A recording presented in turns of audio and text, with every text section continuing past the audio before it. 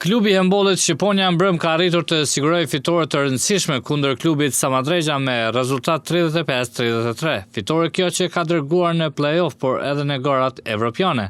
Sekretari i klubit Dem Sadiku tha se vajzat kuqezi kanë bërë ndeshje të fortë duke fituar me njërin ndër klubet më të mira në Kosovë.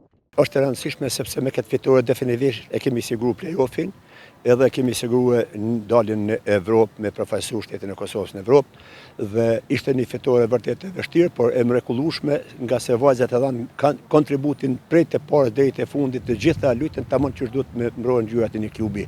Sadiku tha se në play-off vajzat e Shqiponios do të ndeshen me vendin e parë Istogun.